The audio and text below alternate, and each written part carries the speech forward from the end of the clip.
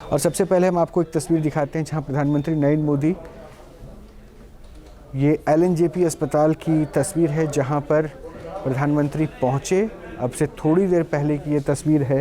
प्रधानमंत्री भूटान के दौरे पर थे और भूटान के दौरे के बाद जब प्रधानमंत्री दिल्ली पहुंचे तो सीधे एयरपोर्ट से प्रधानमंत्री मरीजों से मिलने के लिए एलएनजेपी अस्पताल पहुंचे और एक एक मरीज से उन्होंने मिलकर उनका कुशलक्षेम जाना, उनका हाल जानने की कोशिश की और सबको सांत्वना भी दी है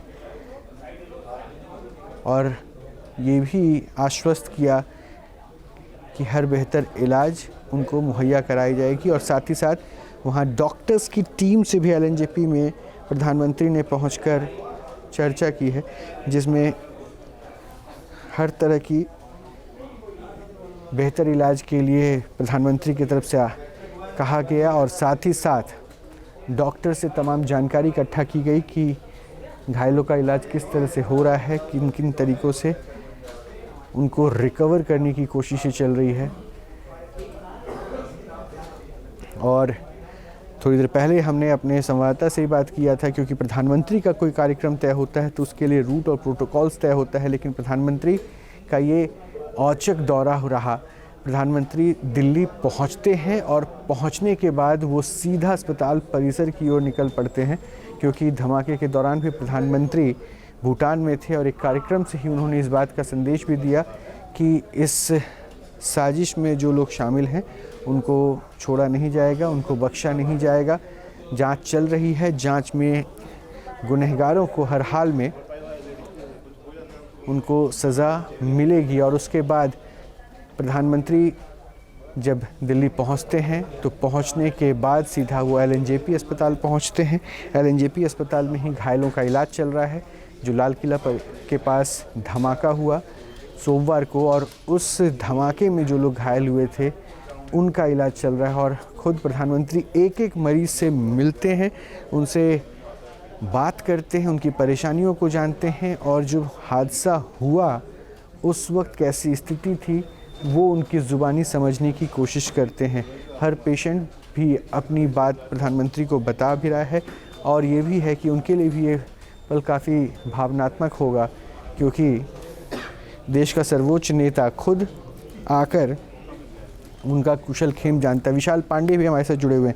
विशाल, प्रधानमंत्री के मुलाकात की वो तस्वीरें अभी हमने देखी थी, अब वीडियोस भी आ गए हैं, तो क्या क्या बातें हुई डॉक्टर से, कुछ ऐसी जानकारी मिल पाई?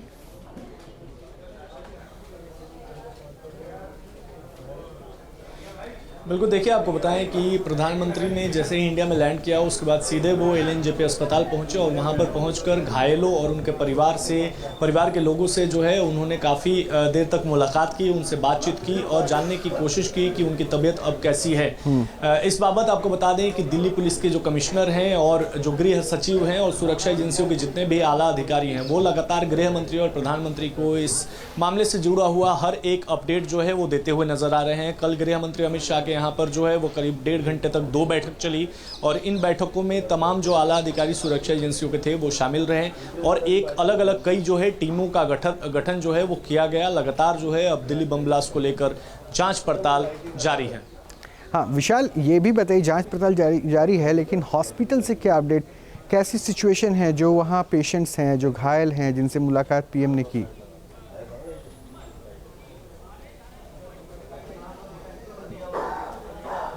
बिल्कुल, देखिए आपको बताएं रोहित कि अभी तक जो है 9 लोगों के मौत की आधिकारिक पुष्टि हो चुकी है और कई लोग गंभीर रूप से घायल हैं, लेकिन कुछ लोग ऐसे भी हैं जिनको मामूली चोटें लगी है। लेकिन सबसे बड़ी जो दिक्कत है वो ये है कि ये अचानक से धमाका हुआ और जो ये तमाम लोग हैं, कोई ट्रैवल कर रहा था, कोई मंदिर में दर्शन करने के लिए आया हुआ था, कोई शॉपिंग करने के लिए आया हुआ था, तो ऐसे में अचानक से धमाका हुआ और कई परिवारों में जो है वो अपने सदस्यों को खो दिया। जिसके बाद अब प्रधानमंत्री सीधे जो है वो यहाँ पहुंचे, अस्पताल में पहुंचकर उन्होंने घायलों से मुलाकात की, जो मृतक हैं उनके परिवार से भी उन्होंने बातचीत की और लगातार जब ये ब्लास्ट हुआ था उस वक्त भी उन्होंने दुख जताया था और कहा था कि इसके पीछे जो भी है उसको बख्शा नहीं जाएगा।